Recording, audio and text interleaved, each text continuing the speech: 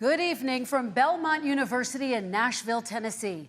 I'm Kristen Welker of NBC News, and I welcome you to the final 2020 presidential debate between President Donald J. Trump and former Vice President Joe Biden. Tonight's debate is sponsored by the Commission on Presidential Debates. It is conducted under health and safety protocols designed by the Commission's health security advisor. The audience here in the hall has promised to remain silent. No cheers, boos, or other interruptions, except right now, as we welcome to the stage former Vice President Joe Biden and President Donald J. Trump.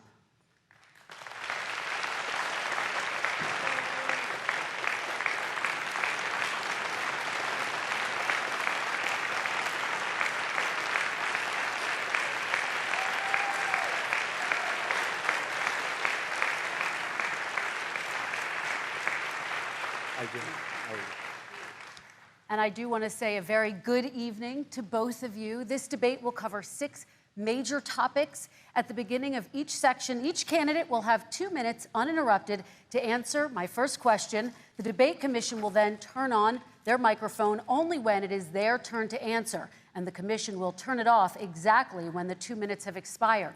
After that, both microphones will remain on, but on behalf of the voters, I'm going to ask you to please speak one at a time. The goal is for you to hear each other and for the American people to hear every word of what you both have to say. And so with that, if you're ready, let's start. And we will begin with the fight against the coronavirus. President Trump, the first question is for you.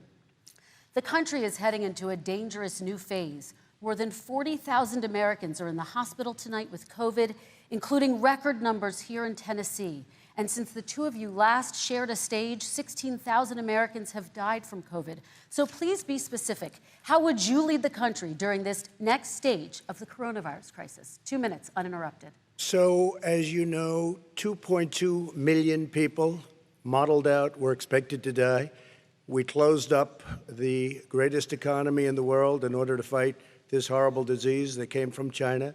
It's a worldwide pandemic. It's all over the world. You see the spikes in Europe and many other places right now. If you notice, the mortality rate is down 85%. The excess mortality rate is way down and much lower than almost any other country. And we're fighting it, and we're fighting it hard. There is a spike. There was a spike in Florida, and it's now gone. There was a very big spike in Texas. It's now gone. There was a very big spike in Arizona. It's now gone. And there are some spikes and surges in other places. They will soon be gone. We have a vaccine that's coming. It's ready. It's going to be announced within weeks, and it's going to be delivered. We have Operation Warp Speed, which is the military is going to distribute the vaccine. I can tell you from personal experience that I was in the hospital. I had it, and I got better. And I will tell you that I had something that they gave me, a therapeutic, I guess they would call it. Some people could say it was a cure. But I was in for a short period of time, and I got better very fast, or I wouldn't be here tonight. And now they say I'm immune. Whether it's 4 months or a lifetime, nobody's been able to say that, but I'm immune. More and more people are getting better. We have a problem that's a worldwide problem. This is a worldwide problem. But I've been congratulated by the heads of many countries on what we've been able to do. If you take a look at what we've done in terms of goggles and masks and gowns and everything else, and in particular ventilators, we're now making ventilators all over the world, thousands and thousands a month, distributing them all over the world. It will go away, and as I say, we're rounding the turn, we're rounding the corner. It's going away. Okay, former Vice President Biden, to you, how would you lead the country out of this crisis? You have 2 minutes uninterrupted. 220,000 Americans dead. If you hear nothing else I say tonight, hear this. Anyone who's responsible for not taking control, in fact, not saying I take no responsibility initially, anyone who's responsible for that many deaths should not remain as President of the United States of America. We're in a situation where there are 1,000 deaths a day now, 1,000 deaths a day. And there are over 70,000 new cases per day. Compared to what's going on in Europe, as the New England Medical Journal said, they're starting from a very low rate. We're starting from a very high rate. The expectation is we'll have another 200,000 Americans dead between now and the end of the year. If we just wore these masks, the president's own advisors have told him, we could save 100,000 lives. And we're in a circumstance where the president thus far and still has no plan, no comprehensive plan. What I would do is make sure we have everyone encouraged to wear a mask all the time. I would make sure we move in the direction of rapid testing, investing in rapid testing. I would make sure that we set up national standards as to how to open up schools and open up businesses so they can be safe and give them the wherewithal, the financial resources to be able to do that. We're in a situation now where the New England Medical Journal, one of the most serious journals in the whole world, said for the first time ever that the way this president has responded to this crisis has been absolutely tragic. And so, folks, I will take care of this. I will end this. I will make sure we have a plan. President Trump, I'd like to follow up with you in your comments. You talked about taking a therapeutic. I assume you're referencing Regeneron. You also said a vaccine will be coming within weeks. Yes. Is that a guarantee? No, it's not a guarantee, but it will be by the end of the year. But I think it has a good chance. There are two companies, I think, within a matter of weeks, and it will be distributed very quickly. Can you tell us which companies?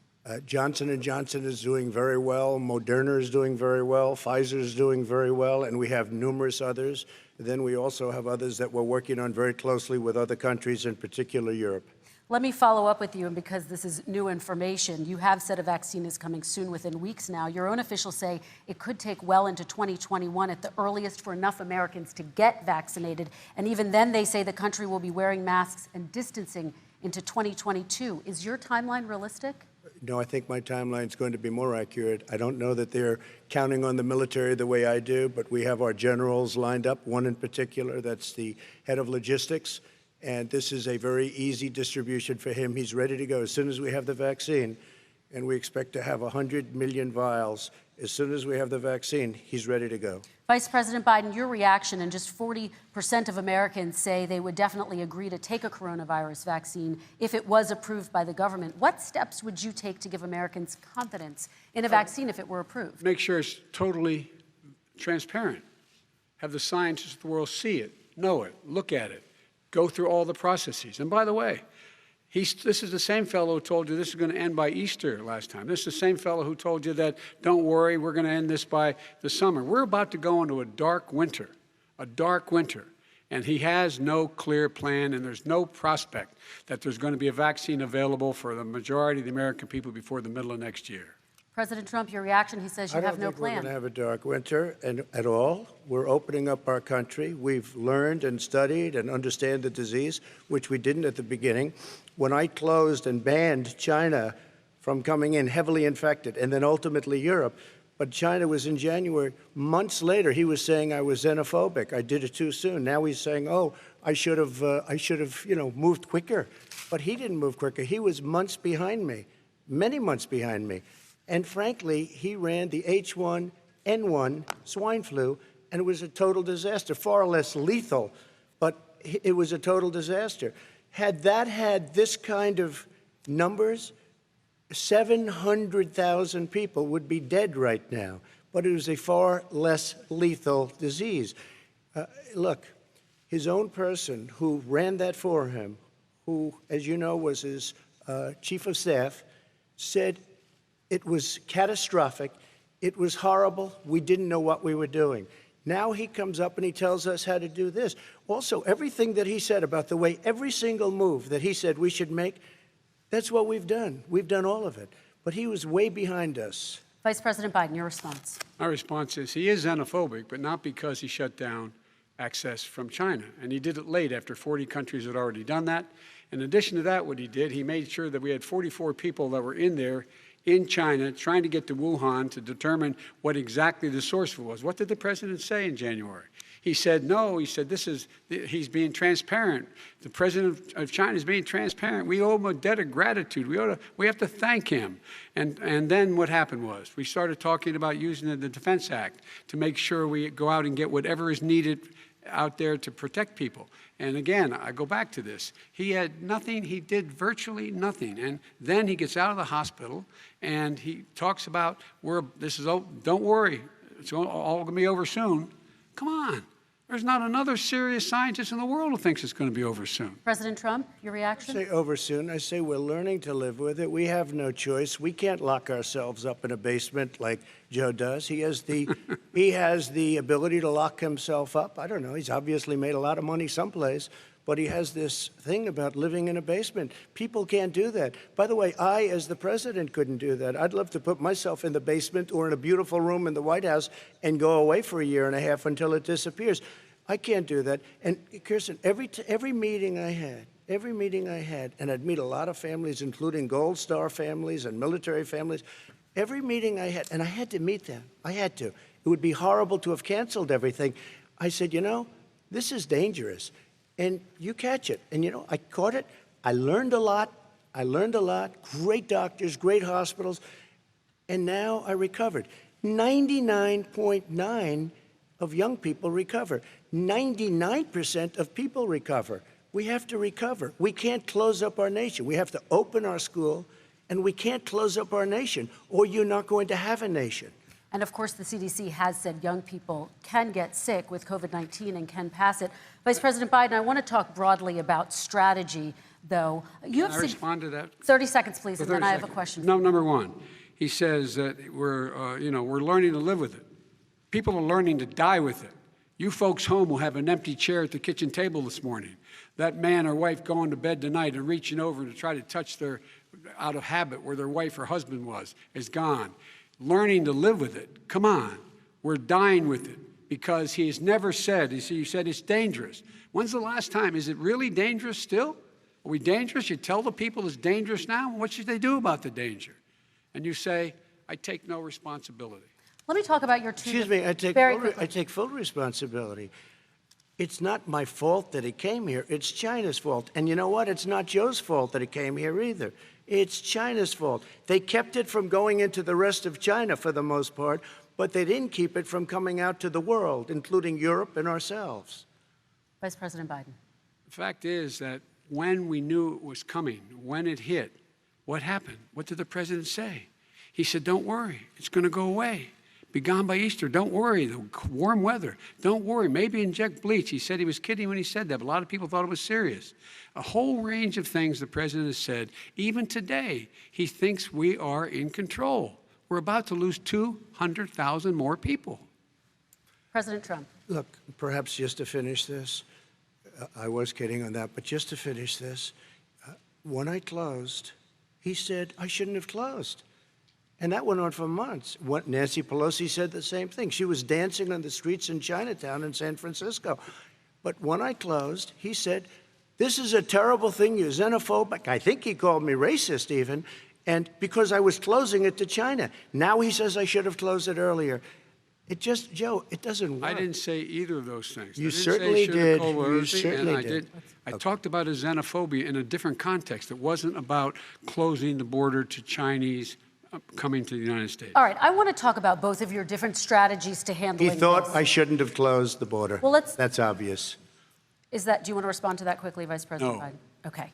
Let's talk about your different strategies toward dealing with this. Mr. Vice President, you suggested you would support new shutdowns if scientists recommended it. What do you say to Americans who are fearful that the cost of shutdowns, the impact on the economy, the higher rates of hunger, depression, domestic and substance abuse outweighs the risk of exposure to the virus? What I would say is I'm going to shut down the virus, not the country. It's his ineptitude that caused the country to have to shut down in large part. Why businesses have gone under, why schools are closed, why so many people have lost their living, and why they're concerned. Those other concerns are real. That's why he should have been, instead of in a sand trap in a golf course, he should have been negotiating with Nancy Pelosi and the rest of the Democrats and Republicans about what to do about the acts they were passing for billions of dollars to make sure people had the capacity. But you haven't ruled out more shutdowns. Well, no, I'm not shutting down the neighborhood, but there are, look, you need standards. The standard is if you have a reproduction rate in a community that's above a certain level, everybody says, slow up, more social distancing, do not open bars and do not open gymnasiums, do not open until you get this under control. under more control. But when you do open, give the people the capacity to be able to open and have the capacity to do it safely. For example, schools. Schools, they need a lot of money to open. They need to deal with ventilation systems. They need to deal with smaller classes, more teachers, more pods. And he's refused to support that money, or at least up to now. Let's talk about schools. President Trump, I think we have to respond, if I might. Please, and then I have a follow-up. Thank you, and I appreciate that. Look, all he does is talk about shutdowns, but forget about him. His Democrat governors, Cuomo in New York, you look at what's going on in California, you look at Pennsylvania, North Carolina, Democrats all, they're shut down so tight, and they're dying. They're dying. And he supports all these people. All he talks about is shutdowns. No, we're not going to shut down, and we have to open our schools. And it's like, as an example, I have a young son. He also tested positive. By the time I spoke to the doctor the second time, he was fine. It just went away. Young people, I guess it's their immune system. Let me follow up with you, President Trump. You've demanded schools open in person and insist they can do it safely. But just yesterday, Boston became the latest city to move its public school system entirely online after a coronavirus spike. What is your message to parents who worry that sending their children to school will endanger not only their kids, but also their teachers and families? I want to open the schools. The transmittal rate to the teachers is very small, but I want to open the schools. We have to open our country. We're not going to have a country. You can't do this. We can't keep this country closed. This is a massive country with a massive economy. People are losing their jobs. They're committing suicide. There's depression, alcohol, drugs at a level that nobody's ever seen before. There's abuse, tremendous abuse. We have to open our country.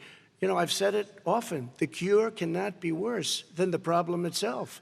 And that's what's happening. And he wants to close down. He'll close down the country if one person in our massive bureaucracy says we should close it down. Vice President Biden, your response. Simply not true.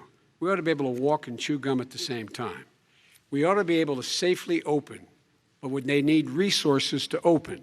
You need to be able to, for example, if you're going to open a business, have social distancing within the business. You need to have, if you have a restaurant, you need to have plexiglass dividers so people cannot infect one another. You need to be in a position where you can take testing rapidly and know whether a person is, in fact, infected. You need to be able to trace. You need to be able to provide all the resources that are needed to do this. And that is not inconsistent with saying that we're going to make sure that we can open safely. And by the way, all you teachers out there, not that many of you are going to die, so don't worry about it. Come on. President Trump, let me follow up with you quickly. By the way, I will say this. If you go and look at what's happened to New York, it's a ghost town. It's a ghost town. And when you talk about plexiglass, these are restaurants that are dying. These are businesses with no money. Putting up plexiglass is unbelievably expensive, and it's not the answer. I mean, you're going to sit there in a cubicle wrapped around with plastic. These are businesses that are dying, Joe. You can't do that to people. You just can't. Take a look at New York and what's happened to my wonderful city for so many years. I loved it. It was vibrant. It's dying. Everyone's leaving New York. Take a look at what New York has done in terms of turning the curve down in terms of the number of people dying. And I don't look at this in terms of the way he does. Blue states and red states. They're all the United States. And look at the states that are having such a spike in the coronavirus. They're the red states. They're the states in the Midwest. They're the states in the upper Midwest. That's where the spike is occurring significantly. But they're all Americans. They're all Americans. And what we have to do is say, wear these masks, number one. Make sure we get the help that the businesses need that has money's already been passed to do that. It's been out there since the beginning of the summer, and nothing's happened. Kristen, New York has lost more than 40,000 people, 11,000 people in nursing homes. President Trump, what about— When you say spike, take a look at what's happening in Pennsylvania, where they've had it closed. Take a look at what's happening with your friend in Michigan, where her husband's the only one allowed to do anything. It's been like a prison. Now it was just ruled unconstitutional. Take a look at North Carolina. They're having spikes, and they've been closed. And they're getting killed financially. We can't let that happen, Joe. You can't let that happen. We have to open up. And we understand the disease. We have to protect our seniors. We have to protect our elderly. We have to protect especially our seniors with heart problems and diabetes problems. And we will protect them. We have the best testing in the world by far. That's why we have so many cases. Let me follow up with you before we move on to our next section. President Trump, this week you called Dr. Anthony Fauci, the nation's best-known infectious disease expert, quote, a disaster. You described him and other medical experts as, quote, idiots. If you're not listening to them, who are you listening to as you fight this? I'm listening to all of them, including Anthony. I get along very well with Anthony. But he did say, don't wear masks. He did say, as you know, this is not going to be a problem. I think he's a Democrat, but that's okay. He said, this is not going to be a problem. We are not going to have a problem at all. When Joe says that, I said, Anthony Fauci said, and others, and many others, and I'm not knocking him a lot. Nobody knew. Look, nobody knew what this thing was. Nobody knew where it was coming from, what it was. We've learned a lot.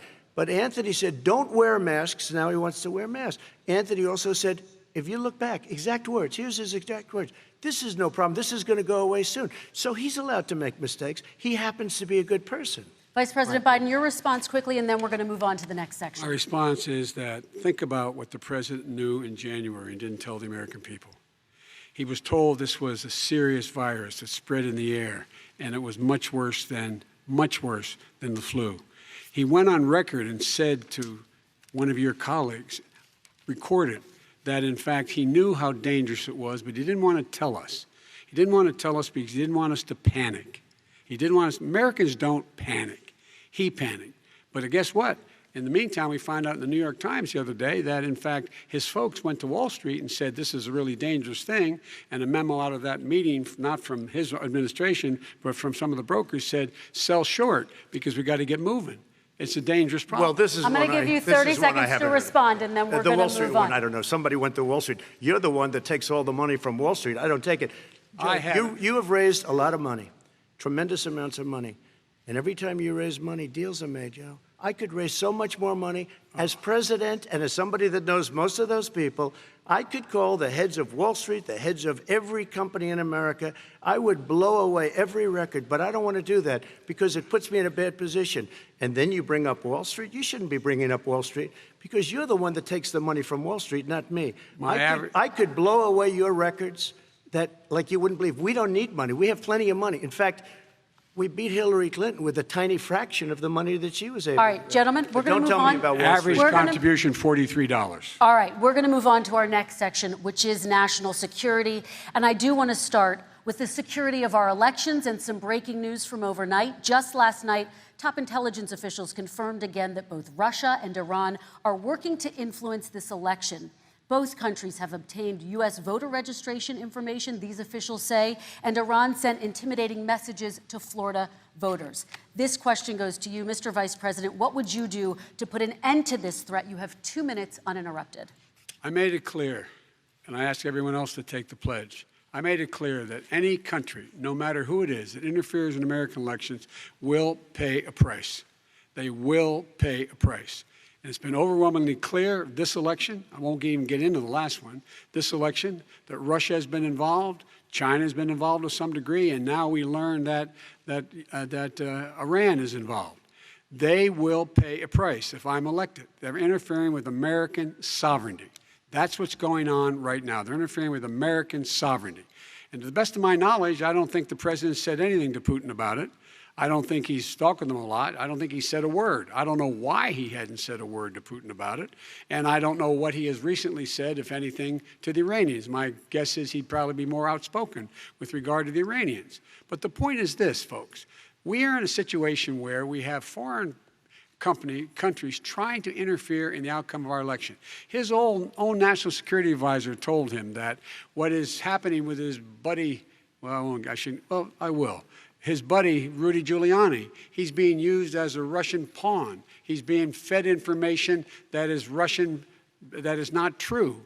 And then what happens? Nothing happens. And then you find out that everything that's going on here about Russia is wanting to make sure that I do not get elected the next president of the United States because they know I know them and they know me. I don't understand why this president is unwilling to take on Putin when he's actually paying bounties to kill American soldiers in Afghanistan, when he's engaged in activities that are trying to destabilize all of NATO. I don't know why he doesn't do it, but it's worth asking the question, why isn't that being done? Any country that interferes with us will, in fact, pay a price because they're affecting our sovereignty. President Trump, same question to you. Let me ask the question. You're going to have 2 minutes to respond. For 2 elections in a row now, there has been substantial interference from foreign adversaries. What would you do in your next term to put an end to this? 2 minutes uninterrupted. Well, let me respond to the first part, as Joe answered. Joe got $3.5 million from Russia, and it came through Putin because he was very friendly with the former mayor of Moscow, and it was the mayor of Moscow's wife. And you got $3.5 million. Your family got $3.5 million. And you know, someday you're going to have to explain, why did you get 3.5? I never got any money from Russia. I don't get money from Russia. Now, about your thing last night, I knew all about that. And through John Ratcliffe, who is fantastic, DNI, he said, the one thing that's common to both of them, they both want you to lose, because there has been nobody tougher to Russia. Between the sanctions, nobody tougher than me on Russia.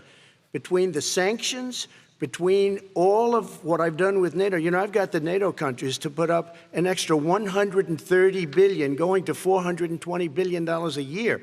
That's to guard against Russia. I sold, while he was selling pillows and sheets, I sold tank busters to Ukraine. There has been nobody tougher on Russia than Donald Trump. And I'll tell you, they were so bad. They took over the submarine port. You remember that very well. During your term, during you and Barack Obama, they took over a big part of what should have been Ukraine. You handed it to them, but you were getting a lot of money from Russia. They were paying you a lot of money, and they probably still are. But now, with what came out today, it's even worse. All of the emails, the horrible emails of the kind of money that you were raking in, you and your family. And Joe, you were vice president when some of this was happening, and it should have never happened. And I think you owe an explanation to the American people. Why is it? Somebody just had a news conference a little while ago who was essentially supposed to work with you and your family, but what he said was damning. And regardless of me, I think you have to clean it up and talk to the American people. Maybe you can do it right now. Vice President Biden, you may respond. 30 seconds. And then I do want to follow up on the election security. I have not taken a penny from any foreign source ever in my life. We learned that this president paid 50 times the tax in China, has a secret bank account with China, does business in China, and in fact is talking about me taking money. I have not taken a single penny from any country whatsoever, ever. Number one. Number two, this is a president, I have released all of my tax returns, 22 years. Go look at them. 22 years of my tax return. You have not released a single solitary year of your tax return. What are you hiding? Why are you unwilling?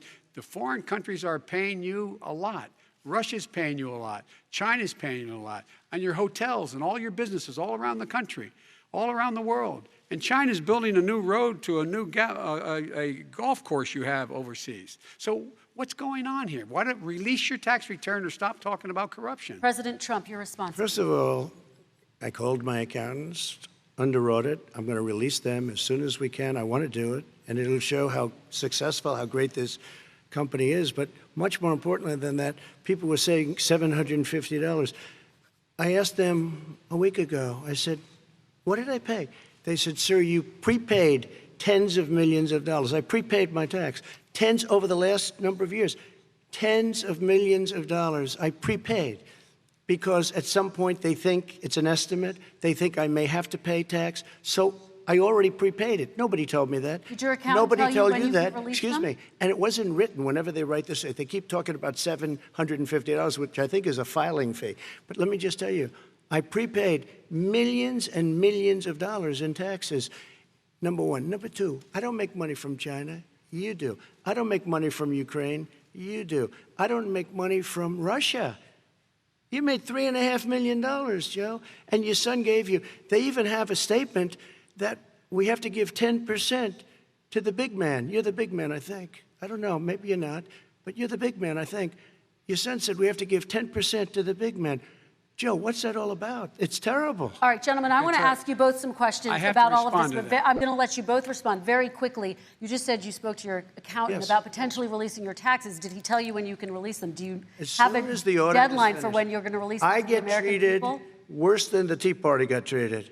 Because I have a lot of people in there, deep down in the IRS, they treat me horribly. We made a deal, it was all settled until I decide to run for president. I get treated very badly by the IRS, very unfairly. But we had a deal all done. As soon as we're completed with the deal, I want to release it. But I have paid millions and millions of dollars, and it's worse than paying. I paid in advance. It's called prepaying your taxes. I paid in advance. I want to ask you both about questions regarding your potential foreign entanglements and questions that have been raised to give you both a chance to talk about this more broadly. Respond very quickly, and then I'll get to my question. Why did he's been saying this for 4 years? Show us. Just show us. Stop playing around. You've been saying for 4 years you're going to release your taxes. Nobody knows it, Mr. President. What they do know is you're not paying your taxes, or you're paying taxes that are so low. When last time he said what he paid, he said, I only pay that little because I'm smart. I know how to game the system. Come on. Come on, folks. So, President Trump, and then I want to get to two questions to both of you on this. I was put through a phony witch hunt for 3 years. It started before I even got elected. They spied on my campaign. No president should ever have to go through what I went through. Let me just say this. Mueller and 18 angry Democrats and FBI agents all over the place spent $48 million. They went through everything I had, including my tax returns, and they found absolutely no collusion and nothing wrong.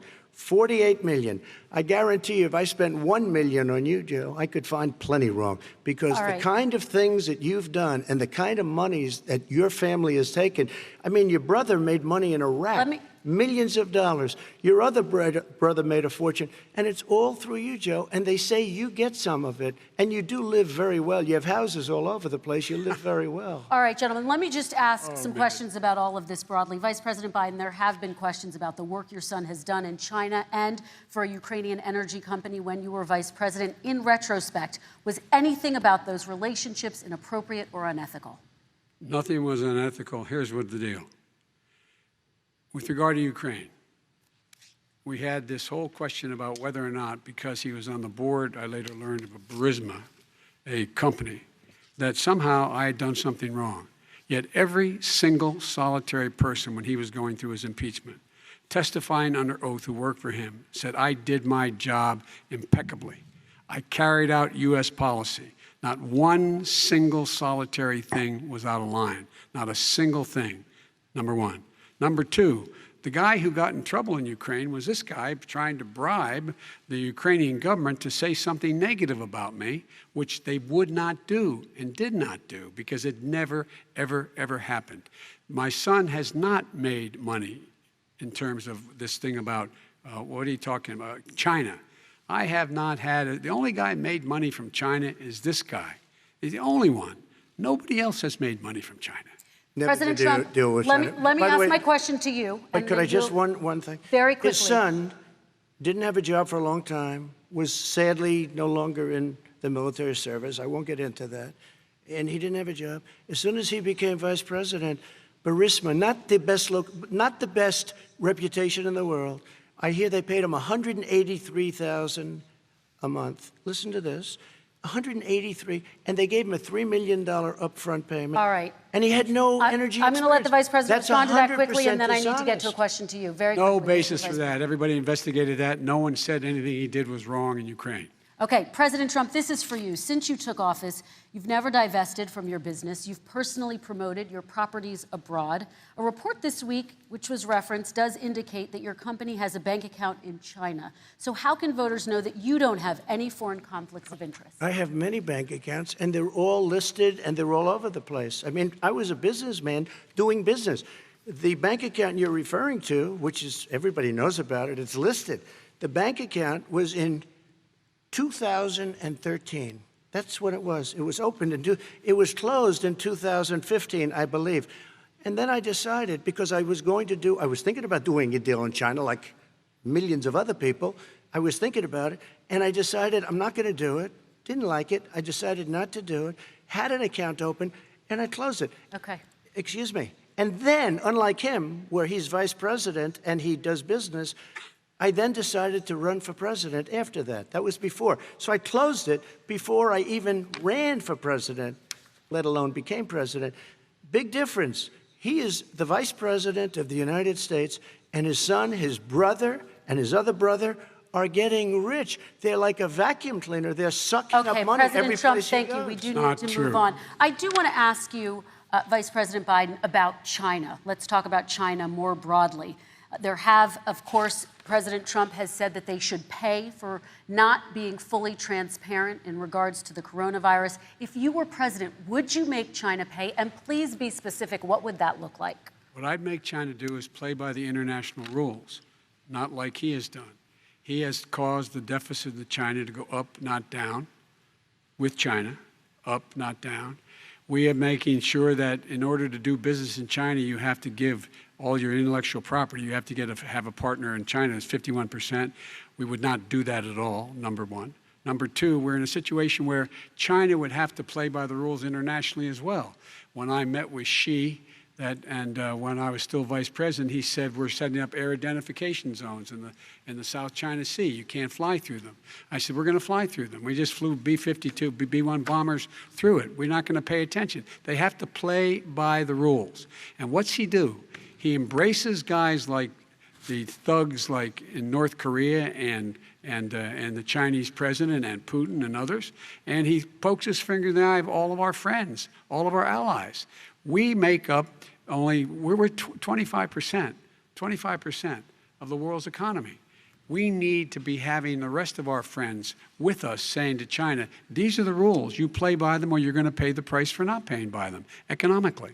That's the way I will run it, and that's what we did in upholding steel tariffs and a range of other things when we were president and vice president. All right, let's talk about North Korea. Excuse me, no, I have to respond to that. Okay.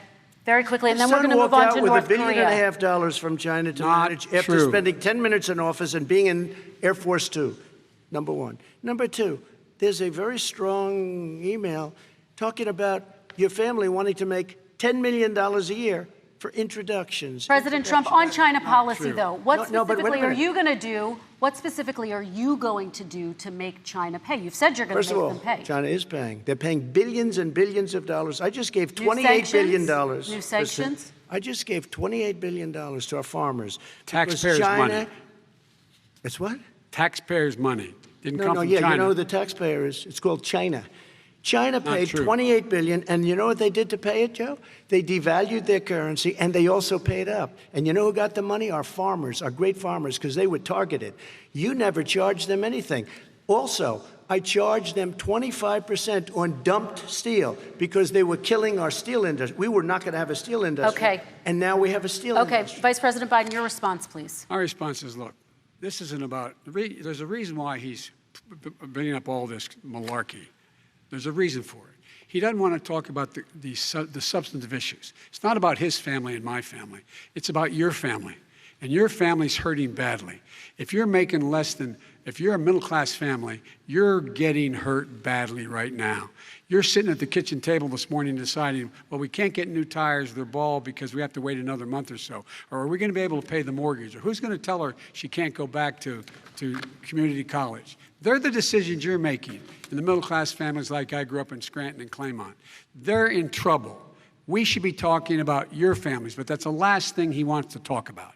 I want That is a to talk typical about statement. North Korea. Excuse me, just I do for want 1 to turn second, to please. 10 seconds, Mr. President. That's 10 a seconds. typical political statement. Let's get off this China thing, and then he looks, the family, around the table, everything. Just a typical politician when I see that. Let's talk about I'm not North a typical Korea now. politician. Okay, That's why I President got elected. Let's Let's get get off the subject of China. Let's talk sitting around the table. All right. Come on, Joe, you can do better. We're going to talk about North Korea now. President Trump, you've met with North Korean leader Kim Jong-un 3 times. You've talked about your beautiful letters with him. You've touted the fact that there hasn't been a war or a long-range missile test. And yet North Korea recently rolled out its biggest ever intercontinental ballistic missile and continues to develop its nuclear arsenal. Do you see that as a betrayal of the relationship you forged? Just 30 seconds here because we need to get on to the next. So when I met with Barack Obama, we sat in the White House right at the beginning, had a great conversation. It was supposed to be 15 minutes, and it was well over an hour. He said the biggest problem we have with North Korea.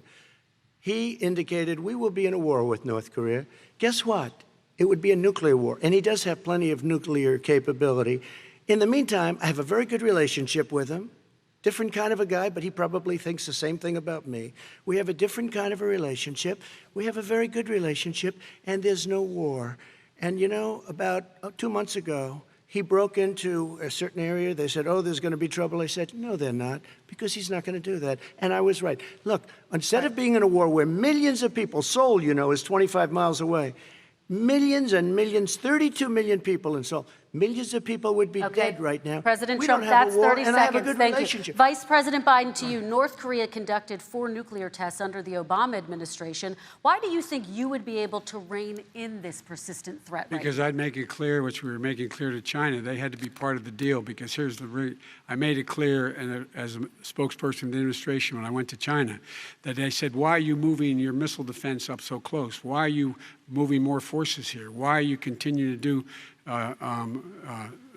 military maneuvers with South Korea? I said, because North Korea is a problem, and we're going to continue to do it so we can control them. We're going to make sure we can control them and make sure they cannot hurt us.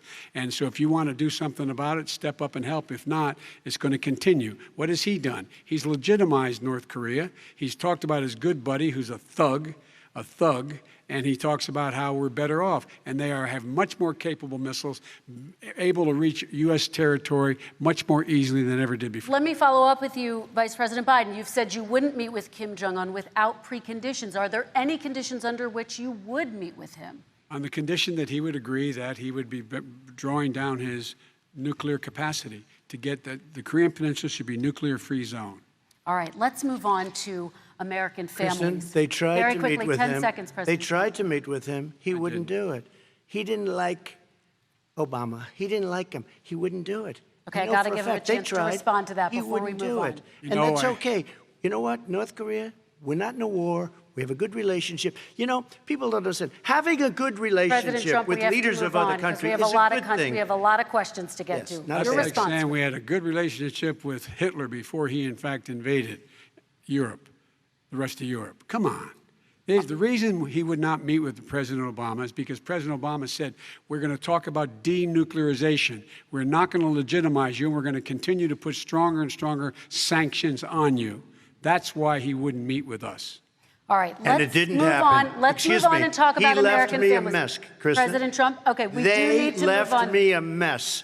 North Korea was a mess. We And need in to fact, move if on you so that remember we the can get first to all 2 or of 3 other months, questions tonight, there was a President very Trump. dangerous period in my first 3 months before we sort of worked things out a little bit. Okay. There was a they left us a mess. And Obama would be, I think, the first to say it was the single biggest problem he thought that our country had. Okay, let's move on to American families and the economy. One of the issues that's most important to them is health care, as you both know. Today, there was a key vote on a new Supreme Court Justice, Amy Coney Barrett, and health care is at the center of her confirmation fight. Over 20 million Americans get their health insurance through the Affordable Care Act. It's headed to the Supreme Court, and your administration, Mr. President, is advocating for the court to overturn it. If the Supreme Court does overturn that law, those 20 million Americans could lose their health insurance almost overnight. So what would you do if those people have their health insurance taken away? You have 2 minutes uninterrupted. Sure. First of all, I've already done something that nobody thought was possible. Through the legislature, I terminated the individual mandate. That is the worst part of Obamacare, as we call it. The individual mandate where you have to pay a fortune for the privilege of not having to pay for bad health insurance. I terminated. It's gone. Now it's in court because Obamacare is no good. But then I made a decision. Run it as well as you can to my people, great people. Run it as well as you can. I could have gone the other route and made everybody very unhappy. They ran it. Premiums are down. Everything's down. Here's the problem. No matter how well you run it, it's no good. What we'd like to do is terminate it. We have the individual mandate done. I don't know that it's going to work. If we don't win, we will have to run it, and we'll have Obamacare, but it'll be better run. But it no longer is Obamacare, because without the individual mandate, it's much different. Pre-existing conditions will always stay. What I would like to do is a much better health care, much better, will always protect people with pre-existing. So I'd like to terminate Obamacare, come up with a brand new, beautiful health care. The Democrats will do it because there'll be tremendous pressure on them, and we might even have the House by that time, and I think we're going to win the House, okay? You'll see, but I think we're going to win the House. But come up with a better health care, always protecting people with pre-existing conditions. And one thing very important, we have 180 million people out there that have great private health care. Far more than we're talking about with Obamacare. Joe Biden is going to terminate all of those policies. These are people that love their health care, people that have been successful, middle-income people, been successful. They have 180 million plans, 180 million people, families. Under what he wants to do, which will basically be socialized medicine, he won't even have a choice, they want to terminate 180 million plans. We have done an incredible job on health care, and we're going to do even better. Okay, Vice President Biden, yes, this is for you. Your health care plan calls for building on Obamacare. So my question is, what is your plan if the law is ruled unconstitutional by the Supreme Court? You have 2 minutes uninterrupted. What I'm going to do is pass Obamacare with a public option. It'll become Biden care. The public option is an option that says that if you, in fact, do not have the wherewithal to be, if you qualify for Medicaid and you do not have the wherewithal in your state to get Medicaid, you automatically are enrolled, providing competition for insurance companies. That's what's going to happen. Secondly, we're going to make sure we reduce the premiums and reduce drug prices by making sure that there's competition that doesn't exist now, by allowing the Medicare to negotiate drug prices with the insurance companies. Thirdly, the idea that I want to eliminate private insurance, the reason why I had such a fight with 20 candidates for the nomination was I support private insurance. That's why I didn't. Not one single person with private insurance would lose their insurance under my plan, nor did they under Obamacare. They did not lose their insurance unless they chose they wanted to go to something else. Lastly, we're going to make sure we're in a situation that we actually protect pre-existing. There's no way he can protect pre-existing conditions. None, zero. You can't do it in the ether. He's been talking about this for a long time. He's never come up with a plan. I guess we're going to get the pre-existing condition plan the same time we get the infrastructure plan that we've been waiting since 17, 18, 19, and 20. The fact, I still have a few more minutes. I know you're getting anxious. The fact is that he's already cost the American people, because of his terrible handling of the COVID virus and the economic spillover, 10 million people have lost their private insurance. And he wants to take away 22 million more people who have it under Obamacare, and over 110 million people with pre-existing conditions. And all the people from COVID are going to have pre-existing conditions. What are they going to do? I have a follow-up for you, Vice President Biden. It relates to something that President Trump said. He's accusing you of wanting socialized medicine. What do you say to people who have concerns that your health care plan, which includes a government insurance option, takes the country one step closer to a health care system run entirely by the government? What's your response to them? I say it's ridiculous. It's like saying that, the idea that the fact that there's a public option that people can choose, that makes it a socialist plan. Look, the difference between the president, I think health care is not a privilege, it's a right. Everyone should have the right to have affordable health care. And I am very proud of my plan. It's gotten endorsed by all the major labor unions, as well as a whole range of other people who, in fact, are concerned in the medical field. This is something that's going to save people's lives, and this is going to give some people an opportunity to have health care for their children. How many of you home are worried and rolling around in bed tonight wondering what in God's name you're going to do if you get sick because you've lost your home insurance, your health insurance your company's gone under? We have to provide health insurance for people at an affordable rate, and that's what I do. President Trump, Excuse me, he was your there response. for 47 years. He didn't do it. He was now there as vice president for 8 years, and it's not like it was 25 years ago. It was 3 3/4. It was just a little while ago, right? Less than 4 years ago. He didn't do anything. He didn't do it. He wants socialized medicine, and it's not that he wants it. His vice president, I mean, she is more liberal than Bernie Sanders and wants it even more. Bernie Sanders wants it. The Democrats want it. You're going to have socialized medicine, just like he went with fracking. We're not going to have fracking. We're going to stop fracking. We're going to stop fracking. Then he goes to Pennsylvania after he gets a nomination, where he got very lucky to get it. And he goes to Pennsylvania, and he says, oh, we're going to have fracking. And you never asked that question. And by the way, so far, I respect very much the way you're handling this, I have to say. By the way. But somebody should ask the question. You can ask he goes for a year. There will be no fracking. We have a number of topics we're going to get to. That's a big question. We're going to get to. It's the same thing with socialized I have medicine. to respond. Vice President, your response, please. My response is people deserve to have affordable health care, period. Period, period, period. And the Biden care proposal will, in fact, provide for that affordable health care, lower premiums. What we're going to do is going to cost some money. It's going to cost over $750 billion over 10 years to do it. And they're going to have lower premiums. You can buy into the better plans, the cheaper plans, lower your premiums, deal with unexpected billing, and have your drug prices drop significantly. He keeps talking about it. He hasn't done a thing for anybody on health care. Not a thing. Kristen, when Very he quickly, says, then I want to talk when about he what's says happening on public Capitol option, Hill. he's talking about socialized medicine and health care. When he talks about a public option, he's talking about destroying your Medicare, totally destroyed, and destroying your Social Security.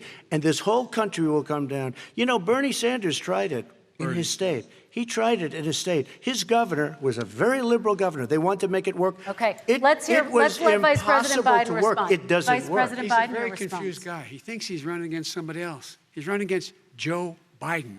I beat all those other people because I disagreed with them. Joe Biden he's running against. And the idea that we're in a situation that they're going to destroy Medicare, this is the guy that the actuary at Medicare said, if in fact, at Social Security, if in fact he continues to withhold his plan to withhold the tax on Social Security will be bankrupt by 2023 with no way to make up for it. This is the guy who's tried to cut Medicare. So the idea that Donald Trump is lecturing me on Social Security and Medicare, come on. He tried to get 10 rid of seconds, he Mr. tried to President, hurt and then I Social have to go to Security another years question. ago. Years ago.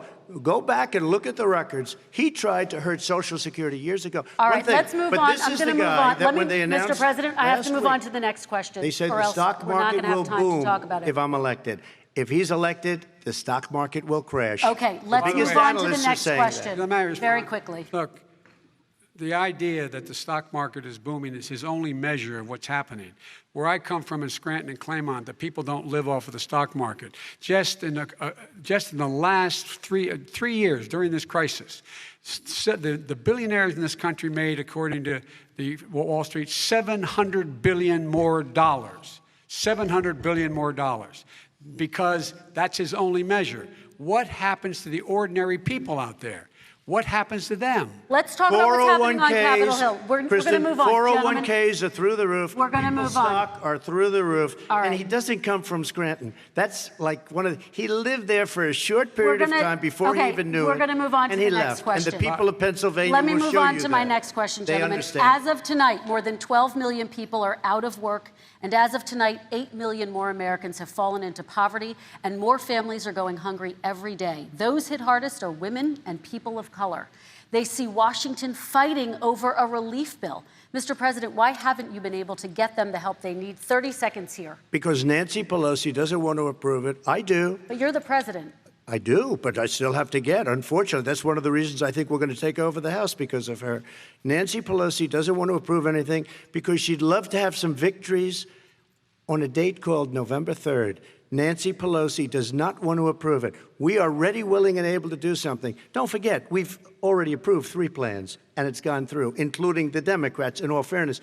This one she doesn't want. It's near the election because she thinks it helps her politically. I think it hurts her politically. All right, Mr. Vice President, the Republican leader in the United States Senate said he can't pass it. He will not be able to pass it. He does not have Republican votes. Why isn't he talking to his Republican friends? Let me follow up with you, Vice President we made a Biden, deal, the because Republicans let me will ask pass Vice it. President Biden a question. You are the leader of the Democratic Party. Why have you not pushed the Democrats to get a deal for the American people? Well, I have, and they have pushed it. Look, they passed this act all the way back in the beginning of the summer. This is like it's not new. It's been out there. This HEROES Act has been sitting there. And look at what's happening. When I was in charge of the Recovery Act with $800 billion, I was able to get $145 billion to local communities that have to balance their budgets and states that have to balance their budgets, so they didn't have to fire firefighters, teachers, first responders, law enforcement officers, so they could keep their cities and counties running. He will not support that. They have not done a thing for them. And Mitch McConnell said, let them go bankrupt. Let them go bankrupt. Come on. What's the matter with these guys? The bill that was passed in the House was a bailout of badly run, high-crime, Democrat, all run by Democrats, cities and states. It was a way of getting a lot of money, billions and billions of dollars to these states. It was also a way of getting a lot of money from our people's pockets to people that come into our country illegally. We were going to take care of everything for them. And what that does, and I'd love to do that, I'd love to help them, but what that does, everybody all over the world will start pouring into our country. We can't do it. This was a way of taking care of them. This was a way of spending on things that had nothing to do with COVID, as per your question. But it was really a big bailout for badly run Democrat cities and states. All right, By the way, I if I get elected, I'm running as a proud Democrat, but I'm going to be an American president. I don't see red states and blue states. What I see is American, United States. And folks, every single state out there finds themselves in trouble. They're going to start laying off, whether they're red or blue, cops, firefighters, first responders, because they have to balance their budget. And the founders were smart. They allowed the federal government to deficit spend to compensate for the United States of America. I want to talk about the minimum wage, gentlemen. Mr. Vice President, we are talking a lot about struggling small businesses and business owners these days. Do you think this is the right time to ask them to raise the minimum wage? You, of course, support a $15 federal minimum wage. I do, because I think one of the things we're going to have to do is we're going to have to bail them out, too. We should be bailing them out now, those small businesses. You got 1 in 6 of them going under. They're not going to be able to make it back. They passed a package that allows us to be able to call PPP. Money is supposed to go to help them do everything from organize how they can deal with their businesses being open safely. Schools, how they can make classrooms smaller, how they can hire more teachers, how they can put ventilation systems in. They need the help. The businesses as well as the schools need the help. But these guys will not help them. Is not giving them any of the money. We are going to move on to immigration, one thing very but I quickly, want he to said get we your have reaction. to help our small businesses by raising the minimum wage. That's not helping. I think it should be a state option. Alabama is different than New York. New York is different from Vermont. Every state is different. It should be a state option. You said very recently. We have to help. It's very important. We have to help our small businesses. How are you helping your small businesses when you're forcing wages? What's going to happen, and what's been proven to happen, is when you do that, these small businesses fire many of their employees. You said very recently you would consider raising the federal minimum wage to $15 an hour. You said recently you would consider raising the federal minimum wage to $15 an hour. Is that still the case? And I would consider it to an extent, but in a what I really like, in a second administration, but not to a level that's going to put all these businesses out of business. It should be a state option. Look, I've lived in different places. I know different places. They're all different. Some places, $15 is not so bad. In other places, other states, $15 would be Okay, President ruinous. Trump, thank you. Quick response, Vice President Biden. 2 jobs, 1 job, be below poverty. People are making $6, $7, $8 an hour. These first responders, we all clap for as they come down the street because they've allowed us to make it. What's happening? They deserve a minimum wage of $15. Anything below that puts you below the poverty level. And there is no evidence that when you raise the minimum wage, businesses go out of business. That is simply not true. We're going to talk about immigration. We're going to talk about immigration now, gentlemen, and we're going to talk about families within this context. Mr. President, your administration separated children from their parents at the border, at least 4,000 kids. You've since reversed your zero-tolerance policy, but the United States can't locate the parents of more than 500 children. So how will these families ever be reunited? children are brought here by coyotes and lots of bad people, cartels, and they're brought here, and they used to use them to get into our country. We now have as strong a border as we've ever had. We're over 400 miles of brand new wall. You see the numbers, and we let people in, but they have to come in legally, and they come in through But merit. how will you reunite these kids with their Let families, me just tell you, Mr. they President? built cages. You know, they used to say, I built the cages, and then they had a picture in a certain newspaper, and it was a picture of these horrible cages, and they said, look at these cages. President Trump built them, and then it was determined they were built in 2014. That was him. Do you They have a built plan to cages. reunite the kids Yes, with we're their working on families? it we're trying very hard. But a lot of these kids come out without the parents. They come over through cartels and through coyotes and through gangs. Vice President Biden, let me bring you into this 525 conversation. Quick response, and then another question to you. These 500-plus kids came with parents. They separated them at the border to make it a disincentive to come to begin with.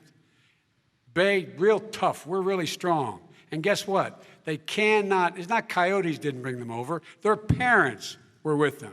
They got separated from their parents.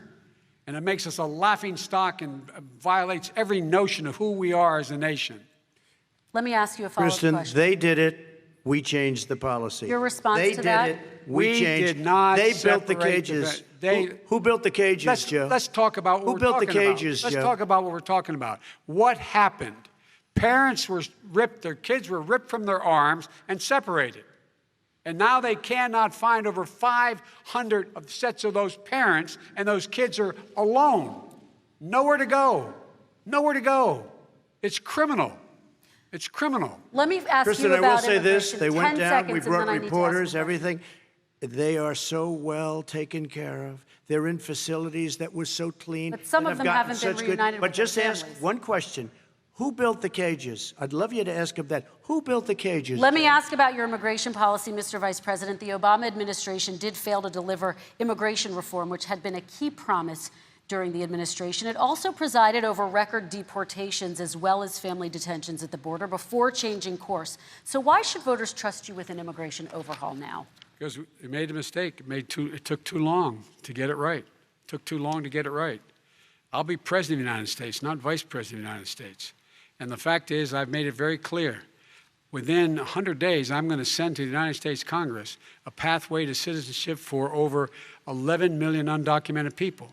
And all of those so-called dreamers, those DACA kids, they're going to be immediately certified again to be able to stay in this country and put on a path to citizenship. The idea that they are being sent home by this guy, and they want to do that, is they've gone to a country they've never seen before. I can imagine you're 5 years old, your parents are taking you across the Rio Grande River, and it's illegal. And you say, oh, no, Mom, leave me here. I'm not going to go with you. They've been here. Many of them are model citizens. Over 20,000 of them are first responders out there taking care of people during this crisis. We owe them. We owe them. President Kristen, Trump, he your had reaction. 8 years to do what he said he was going to do. And I've changed. We did. Without having a specific, we got rid of catch and release. We got rid of a lot of horrible things that they put in and that they lived with. But he had 8 years he was vice president. He did nothing except build cages to keep children in. Vice President Wrong. Biden, your response. The catch and release, you know what he's talking about there? If, in fact, you had a family came across and they were arrested, they, in fact, were given a date to show up for their hearing. They were released. And guess what? They showed up for a hearing. And this is the first president in the history of the United States of America that anybody seeking asylum has to do it in another country. That's never happened before in America. That's never happened before in America. You come to the United States and you make your case that I seek asylum based on the following premise, why I deserve it under American law. They're sitting in squalor on the other side of the river. President Trump, your response, So 30 important. seconds, and then we'll move It on. just shows that he has no understanding of immigration or the laws. Catch and release is a disaster. A murderer would come in, a rapist would come in, a very bad person would come in. We would take their name. We have to release them into our country. And then you say they come back. Less than 1% of the people come back. We have to send ICE out and Border Patrol out to find them, we would say, come back in 2 years, 3 years, we're going to give you a court case. You need Perry Mason. We're going to give you a court case. When you say they come back, they don't come back, Joe. They never come back.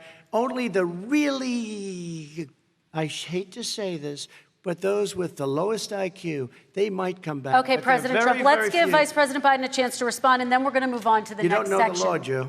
Vice President Biden, your response. Know the law. What he's telling you is simply not true. Well, check it out. They don't come back. Check it out. All right, let's move on. But we don't have to worry about it because they section. terminated it, so we don't have to worry about it Let's anymore. move on to the next And you have section. 525 kids not knowing where in God's name they're going to be and lost their parents. Go ahead. All right, let's talk about our next section, which is race in America. And I want to talk about the way Black and brown Americans experience race in this country. Part of that experience is something called the talk. It happens regardless of class and income. Parents who feel they have no choice but to prepare their children for the chance that they could be targeted, including by the police, for no reason other than the color of their skin. Mr. Vice President, in the next 2 minutes, I want you to speak directly to these families. Do you understand why these parents fear for their children? I do. I do. You know, my daughter is a social worker, and she's written a lot about this. She has a graduate degree from the University of Pennsylvania in social work. And you know, one of the reasons why I ended up working on the east side of Wilmington, Delaware, which is 90% African American, was to learn more about what was going on. What I never had to tell my daughter, if she's pulled over, make sure she puts, for a traffic stop, put both hands on top of the wheel and don't reach for the glove box because someone may shoot you. But a black parent, no matter how wealthy or how poor they are, has to teach their child when you're walking down the street, don't have a hoodie on when you go across the street. Making sure that you, in fact, if you get pulled over, just yes, sir, no, sir, hands on top of the wheel, because you are, in fact, the victim, whether you're a person making child of a $300,000 a year person or someone who's on food stamps. The fact of the matter is there is institutional racism in America. And we have always said, we've never lived up to it, that we hold these truths to be self-evident. All men and women are created equal. But guess what? We have never, ever lived up to it, but we've always constantly been moving the needle further and further to inclusion, not exclusion. This is the first president to come along and says, that's the end of that. We're not going to do that anymore. We have to provide for economic opportunity, better education, better health care, better access to schooling, better access to opportunity to borrow money to start businesses. All the things we can do, and I've laid out a clear plan as to how to do those things, just to give people a shot. It's about accumulating the ability to have wealth as well as it is to be free from violence. President Trump, same question to you, and let me remind you of the question. I would like you to speak directly to these families. Do you understand why these parents fear for their children? Yes, I do. And again, he's been in government 47 years. He never did a thing except in 1994 when he did such harm to the black community. And they were called, and he called them super predators. And he said that. He said it, super predators. And they have never lived that down. 1994, your crime bill, the super predators. Nobody has done more for the black community than Donald Trump. And if you look, with the exception of Abraham Lincoln, possible exception, but the exception of Abraham Lincoln, nobody has done what I've done. Criminal justice reform, Obama and Joe didn't do it. I don't even think they tried because they had no chance at doing it. They might have wanted to do it, but if you had to see the arms I had to twist to get that done, it was not a pretty picture, and everybody knows it, including some very liberal people that cried in my office. They cried in the Oval Office. 2 weeks later, they're out saying, gee, we have to defeat him. Criminal justice reform, prison reform, opportunity zones with Tim Scott, a great senator from South Carolina. He came in with this incredible idea for opportunity zones. It's one of the most successful programs. People don't talk about it. Tremendous investment is being made. Biggest beneficiary, the black and Hispanic communities, and then historically black colleges and universities. After 3 years of coming to the office, I love some of those guys. They were great. They came into the office and they said, I said, what are you doing? After 3 years, I said, why do you keep coming back? Because we have no funding. I said, you don't have to come back every year. We have to come back because President Obama would never give them long-term funding, and I did. 10-year long-term funding, and I gave them more money than they asked for because they said, I think you need more. And I said, the only bad part about this is I may never see you again because I got very friendly with them, and they like me and I like them. But I saved historically black colleges and universities. Okay, and we're going to talk about both of your records, but your response to that, Vice President? My response to that is I never, ever said what he accused me of saying. The fact of the matter is, in 2000, though, after the crime bill had been in the law for a while, this is the guy who said, the problem with the crime bill, there's not enough people in jail. There's not enough people in jail. And go on my website, get the quote, the date when he said it. Not enough people. He talked about marauding gangs, young gangs, and the people who were going to maraud our cities. This is a guy who in the Central Park five innocent black kids, he continued to push for making sure that they got the death penalty. None of them were guilty of the crimes they were suggested. Look, and talk about granted, he did in fact let 20 people, he commuted 20 people's sentences. We commuted over 1,000 people's sentences. Over 1,000. The very law he's talking about is a law that, in fact, initiated by Barack Obama. And secondly, we're in a situation here where the federal prison system was reduced by 38,000 people under our administration. And one of these things we should be doing, there should be no minimum mandatories in the law. That's why I'm offering $20 billion to states to change their state laws to eliminate minimum mandatories and set up drug courts. No one should be going to jail because they have a drug problem. They should be going to rehabilitation, not to jail. We should fundamentally change the system, and that's what I'm going to do. But why didn't he do it 4 years ago?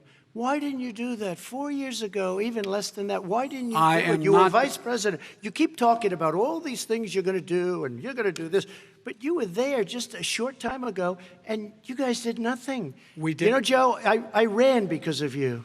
I ran because of Barack Obama, because you did a poor job. If I thought you did a good job, I would have never run. I would have never run. I ran because of you. I'm looking at you now. You're a politician. I ran because of you. All right, Vice President Biden, your response to that, and then I do have some questions for both of you. Well, I tell you what, I hope he does look at me, because what's happening here is, you know who I am, you know who he is, you know his character, you know my character, you know our reputations for honor and telling the truth. I am anxious to have this race. I am anxious to see this take place. The character of the country is on the ballot. Our character is on the ballot. Look at us closely. Let me ask some follow-up. Please respond, and then we're going to have follow-up questions. If this stuff is true about Russia, Ukraine, China, other countries, Iraq, if this is true, then he's a corrupt politician. All right. So don't give me the stuff about how you're this innocent baby. Joe, they're calling you a corrupt politician. Nobody's President Trump, I want to stay on the issue of race. We're talking about the issue. Laptop from hell. President Trump, we're talking about race right now, and I do want to stay on the issue of race. President Trump, I have to respond to that. Please, because look, very quickly. There are 50 former national intelligence folks who said that what he's accusing me of is a Russian plant. They have said that this has all the five former heads of the CIA, both parties, say what he's saying is a bunch of garbage.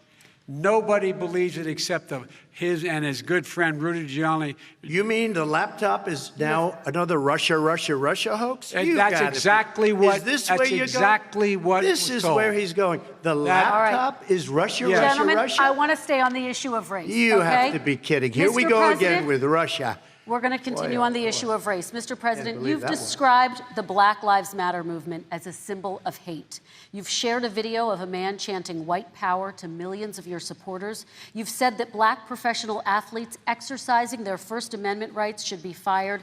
What do you say to Americans who say that kind of language from a president is contributing to a climate of hate and racial strife? Well, you have to understand, the first time I ever heard of Black Lives Matter, they were chanting pigs in a blanket, talking about police. Pigs, talking about our police. Pigs in a blanket, fry them like bacon. I said, that's a horrible thing. And they were marching down the street. And that was my first glimpse of Black Lives Matter. I thought it was a terrible thing. As far as my relationships with all people, I think I have great relationships with all people. I am the least racist person in this room. But what do you say to Americans who are concerned by that rhetoric? I don't know. and by I mean, I the don't know videos? what to say. I got criminal justice reform done and prison reform and opportunity zones. I took care of black colleges and universities. I don't know what to say. They can say anything. I mean, they can say anything. It makes me sad because I am the least racist person. I can't even see the audience because it's so dark. But I don't care who's in the audience. I'm the least racist person in this room. Okay, Vice President Biden, let me ask you very quickly, and then I have a follow-up question for you. Abraham Lincoln here is one of the most racist presidents we've had in modern history. He pours fuel on every single racist fire. Every single one. He started off his campaign coming down the escalator saying he's going to get rid of those Mexican rapists.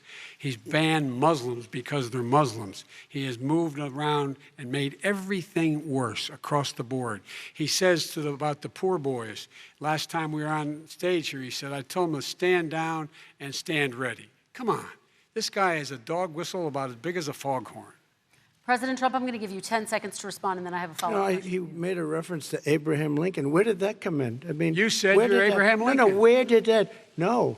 You said, I said not since Abraham Lincoln has anybody done what I've done for the black community. And I'm saying, I didn't say I'm Abraham Lincoln. I said not since Abraham Lincoln has anybody done what I've done for the black community. Now, you have done nothing other than the crime bill, which put oh, God. Tens of thousands of black men, mostly, in jail. All right, let me and you know what? let me they ask remember Vice it President because if Biden you look a at what's question. happening with the voting right now, Let me ask they Vice remember President that Biden you treated them about very, very badly. the- Just take a look at what's happening out there. Vice President Biden, let me give you a chance to respond within this context. Crime Okay. bills that you supported in the 80s and 90s contributed to the incarceration of tens of thousands of young black men who had small amounts of drugs in their possession. They are sons, they are brothers, they're fathers, they're uncles, whose families are still to this day, some of them suffering the consequences. So speak to those families. Why should they vote for you? One of the things is that in the 80s, we passed 100%, all 100 senators voted for it, a bill on drugs and how to deal with drugs. It was a mistake. I've been trying to change the since then, particularly the portion on cocaine. That's why I've been arguing that, in fact, we should not send anyone to jail for a pure drug offense. They should be going into treatment across the board. That's what we should be spending money on. That's why I set up drug courts, which were never funded by our Republican friends. They should not be going to jail for a drug or an alcohol problem. They should be going into treatment. That's what we've been trying to do. That's what I'm going to get done because I think maybe the American people have now seen that, in fact, it was a mistake to pass those laws relating to drug. But they were not in the crime bill. But Okay, why so- didn't he get it done? See, it's all talk, no action with these politicians. Why didn't he get it done? That's what I'm going to do when I become president. You were vice president along with Obama as your president, your leader, for 8 years. Why didn't you get it done? You had 8 years to get it done. Now you're saying you're going to get it done because you're all talk and no action, Jim. We got a Your lot of it response. done. We released didn't get 38,000. anything We got done. 38,000 prisoners left from the. You got nothing done. 38,000 prisoners were released from federal prison. There were over 1,000 people who were given clemency. In fact, we're the ones that put in the legislation saying we could look at pattern and practice of police departments and what they were doing, how they were conducting themselves. I could go on, but we began the process. We lost an election. That's why I'm running to win back that election and change his terrible policy. I Quick just response, asked, and then we're I gonna just move asked on one to climate question. change. Why didn't you do it in the 8 years, a short time ago? Why didn't you do it? You just said, I'm going to do that, I'm going to do this. You put tens of thousands of mostly black young men in prison. Now you're saying you're going to undo that. Why didn't you get it done? You had 8 years with Obama. You know why, Joe? Because you're all talk and no action. All right, Vice President Because Biden, and then we're going to move on to the next section. We had a Republican Congress. That's the answer. Well, you Okay. got to talk them into it, Joe. All right. Sometimes you got to talk them into it. We're going to move on to our next section, Like I which did is with criminal climate justice change. reform. I had Okay. to talk Democrats into it. Gentlemen, You did what we we're running out of already done. time, so we got to get on to Okay. climate change, please. You both have very different visions on climate change. President Trump, you say that environmental regulations have hurt jobs in the energy sector. Vice President Biden, you have said you see addressing climate change as an opportunity to create new jobs. For each of you, how would you both combat climate change and support job growth at the same time? Starting with you, President Trump, you have 2 minutes uninterrupted. So we have the Trillion Trees program. We have so many different programs. I do love the environment, but what I want is the cleanest, crystal clear water, the cleanest air. We have the best, lowest number in carbon emissions, which is a big standard that I notice Obama goes with all the time. Not Joe. I haven't heard Joe use the term because I'm not sure he knows what it represents or means, but I have heard Obama use it. And we have the best carbon emission numbers that we've had in 35 years under this administration. We are working so well with industry, but here's what we can't do. Look at China, how filthy it is. Look at Russia. Look at India. It's filthy. The air is filthy.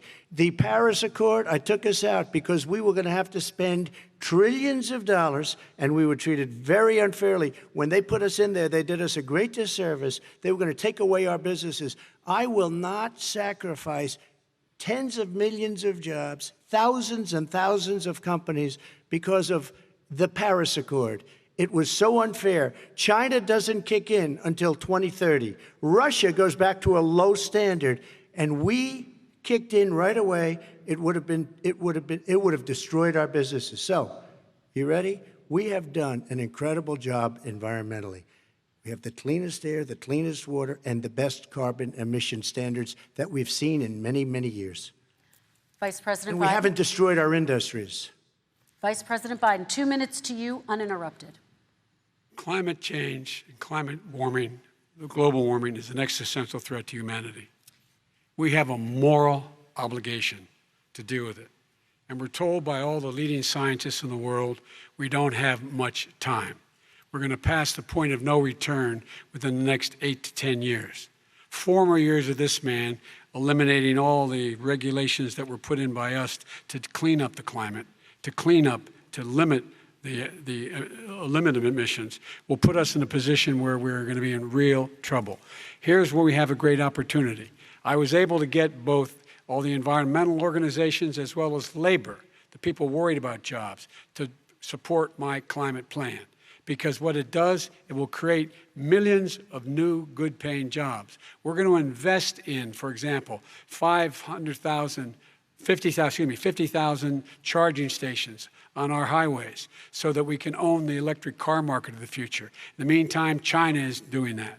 We're going to be in a position where we're going to see to it that we're going to take 4 million existing buildings and 2 million existing homes and retrofit them so they don't leak as much energy, saving hundreds of millions of barrels of oil in the process and creating significant number of jobs.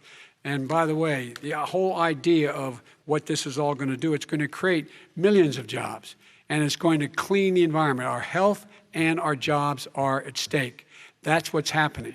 And right now, by the way, Wall Street firms indicated that my plan will in fact create 18.6 million jobs, 7 million more than his. This is from Wall Street.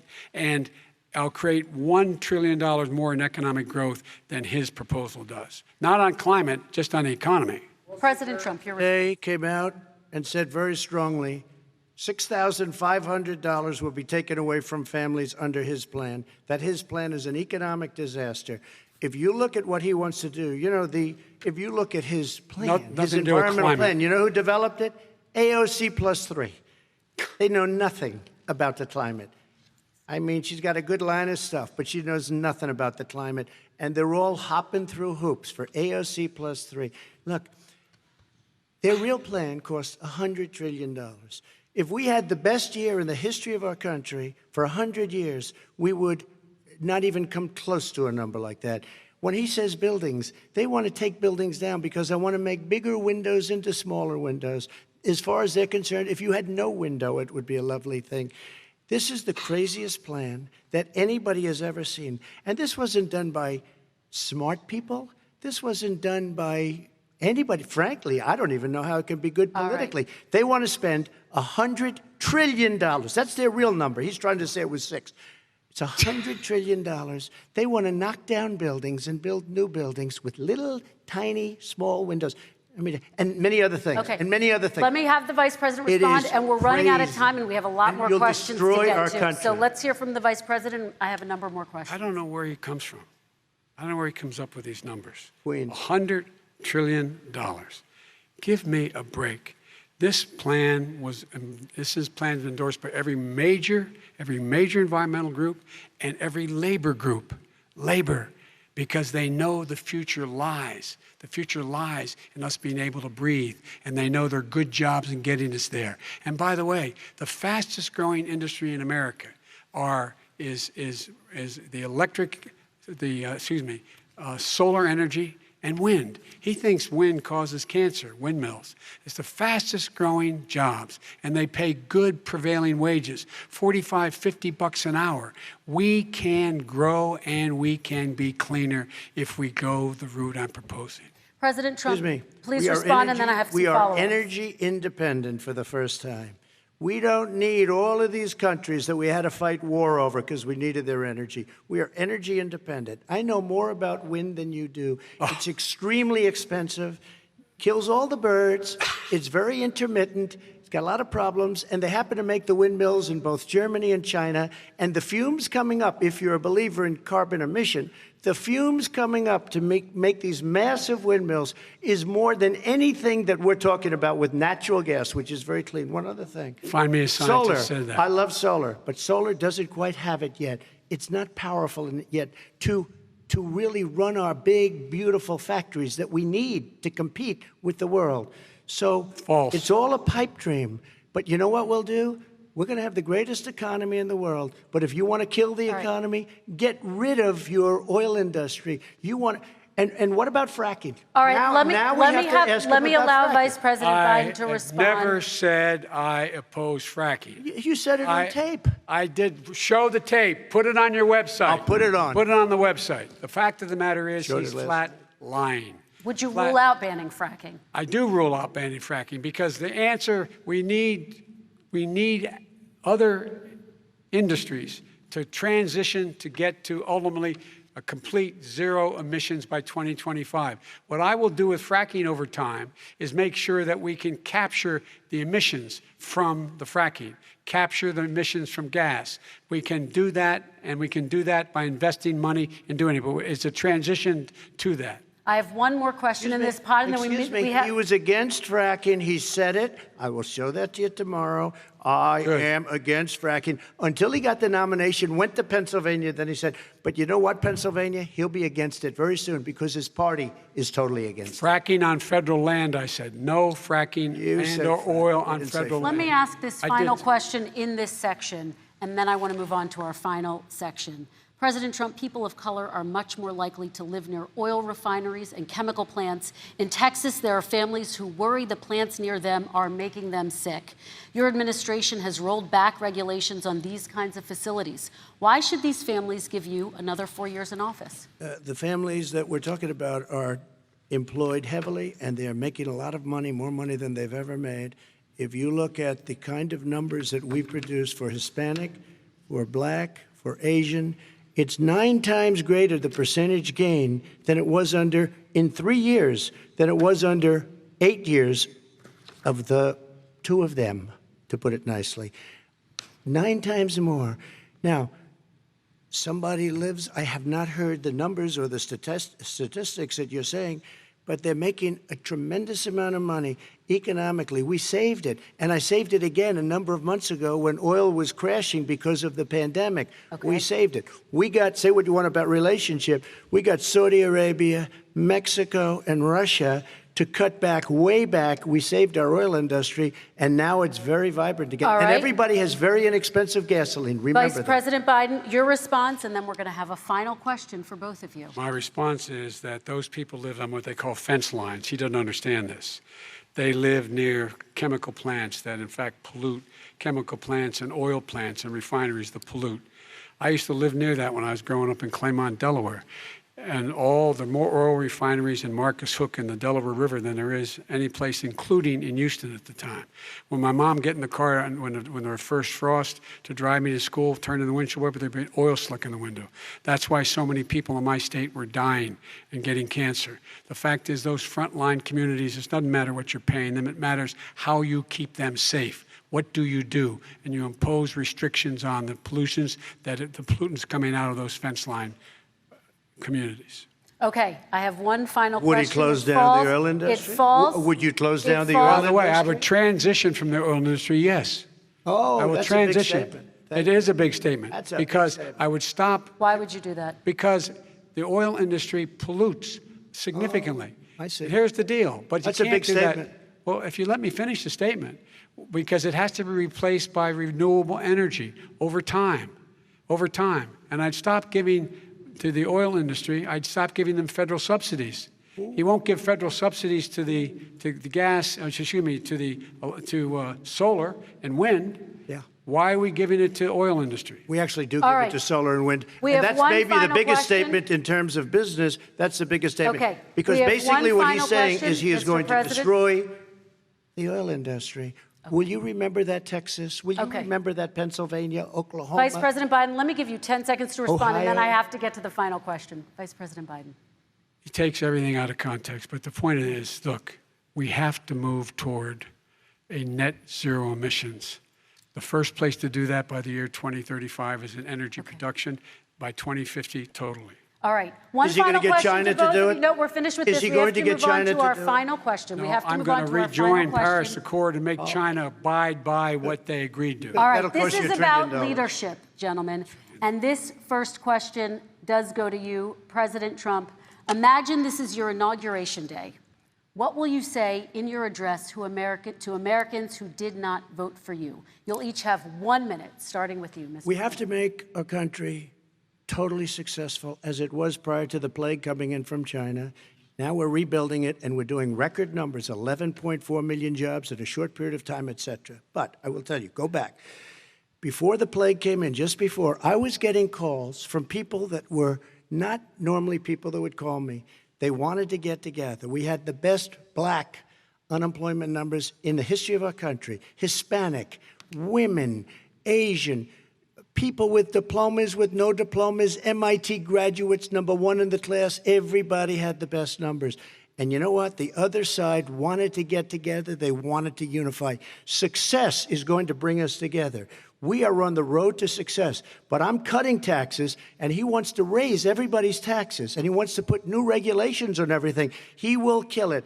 If he gets in, you will have a depression, the likes of which you've never seen. Your 401ks will go to hell, and it'll be a very, very sad day for this country. All right. Vice President Biden, same question to you. What will you say during your inaugural address to Americans who did not vote for you? I will say, I'm an American president. I represent all of you, whether you voted for me or against me. And I'm going to make sure that you're represented. I'm going to give you hope. We're going to move. We're going to choose science over fiction. We're going to choose hope over fear. We're going to choose to move forward because we have enormous opportunities to make things better. We can grow this economy. We can deal with the systemic racism. And at the same time, we can make sure that our economy is being run and moved and motivated by clean energy, creating millions of new jobs. And that's the fact. That's what we're going to do. And I'm going to say, as I said at the beginning, what is on the ballot here is the character of this country: decency, honor, respect, treating people with dignity, making sure that everyone has an even chance. And I'm going to make sure you get that. You haven't been getting it the last 4 years. All right. I want to thank you both for a very robust hour and a half, a fantastic debate. Really appreciate it. President Trump, former Vice President Joe Biden, thank you to Belmont University for hosting us tonight. And most importantly, thank you to those watching tonight. Election Day is November 3rd. Don't forget to vote. Thank you, everyone, and have a great night.